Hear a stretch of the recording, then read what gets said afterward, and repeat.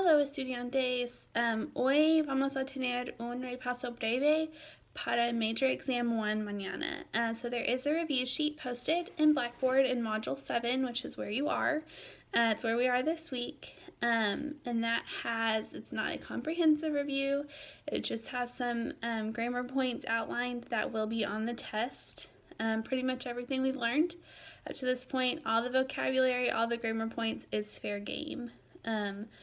I would suggest you go back through your book and anything you feel like you're weak on, do the extra practice that comes after that grammar point. Do the extra work and go back and redo some of the things in McGraw-Hill. Mind Connect if needed. There's also, under the review sheet, there's 2 Major Exam 1 practice sets. It's just PDF files of worksheets that I've uploaded. So you can do that. You don't have to do that. That's just for your practice and your benefit.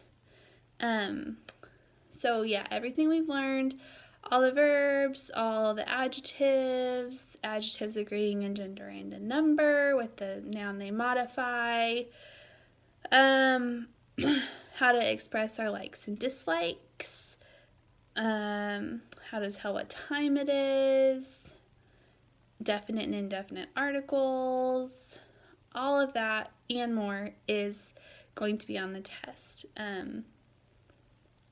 There will be vocabulary, which will be translating from English into Spanish.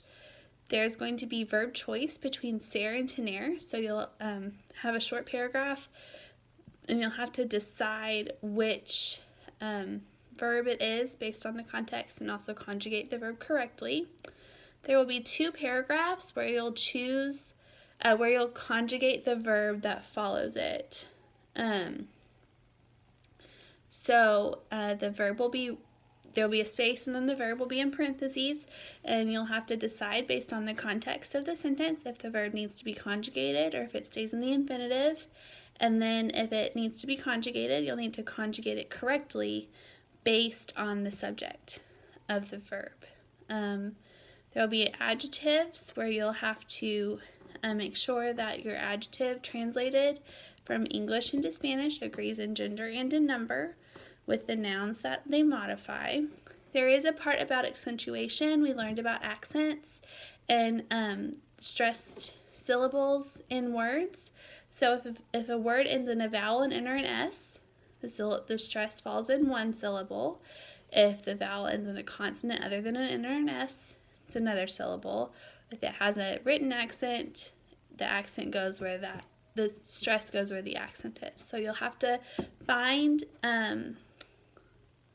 you'll have to underline or highlight the stressed syllable of a word. So make sure you understand the accent rules.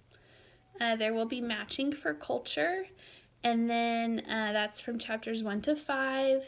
It's not tricky stuff, I promise. It's just stuff so you can start learning about other cultures, other Spanish-speaking cultures.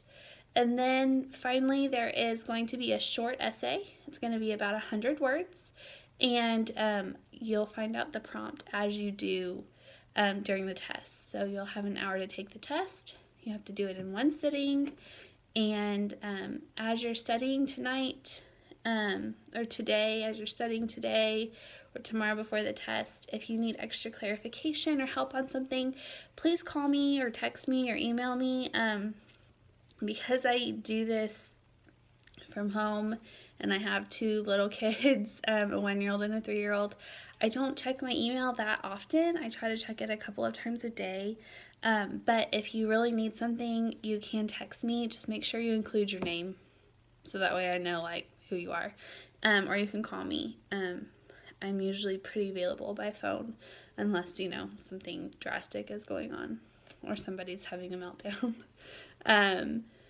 So that is all. The test will be available tomorrow, and I wish you all the best of luck.